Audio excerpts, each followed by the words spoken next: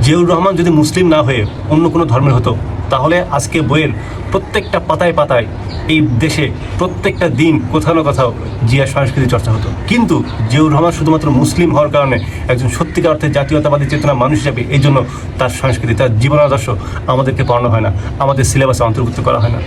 জিয়াউর রহমান কী করেনি ভাই? জিয়াউর রহমান কী করেনি বলেন?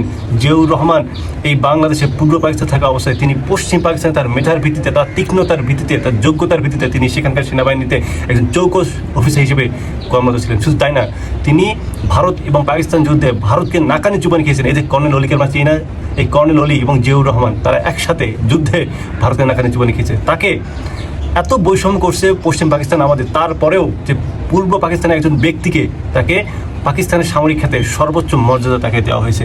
এই জিয়াউর রহমান এতটা বিশ্বস্ত মানুষ ছিলেন, তিনি এতটা যোগ্য লোক ছিলেন, তাকে পাকিস্তানের গোয়েন্দা সংস্থার অনেক বড় একটা পদে তিনি কর্মরত ছিলেন। এই জিয়াউর রহমান কী বলে ভাই শেষ করবো বলেন? এই জিয়াউর রহমান তিনি এই দেশের রাষ্ট্রপতি হন এবং তিনি যে গণভোট আয়োজন করেন সেখানে 98% ভোট তিনি পান।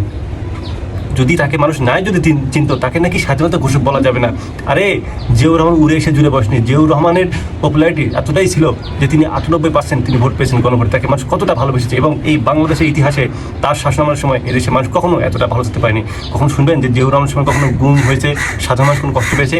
জিয়াউর রহমান এমন একজন মানুষ যার শাসনামলে তিনি ভারতের সাথে চোখের চোখ রেখে ন্যায্যতার ভিত্তিতে এই দেশে যা যা দরকার তিনি করেছেন। তিনি এমন একজন ব্যক্তি, তিনি এশিয়ার শান্তি প্রতিষ্ঠার জন্য তিনি স্মারক গঠন করেছেন। তিনি চীন এবং পাকিস্তানের সাথে এমন ভালো একটা সম্পর্ক তৈরি করেছেন এবং তিনি জাতিসংঘে এমনভাবে কথাবার্তা বলছেন মাথা উঁচু করে, যাতে করে একটা দেশের সত্যিকার সার্বভৌমত্ব থাকে। কিন্তু বর্তমানে আমরা কি দেখতে পাচ্ছি? কোন সরকার এরকম কাজ করতে পেরেছে?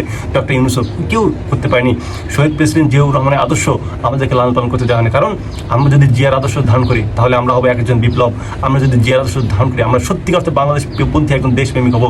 জিয়াউর রহমান পাকিস্তানের কর্মরত ছিল, তিনি তার দেশকে ভুলে যাননি। দেশের মানুষের জন্য তিনি ওখানকার চাকরি ছেড়ে তিনি দেশের মানুষের জন্য তিনি পাকিস্তানের বিরুদ্ধে বিদ্রোহ ঘোষণা করেন। জিয়াউর রহমানকে কী ভাবেন আপনারা, কী মনে করেন আপনারা?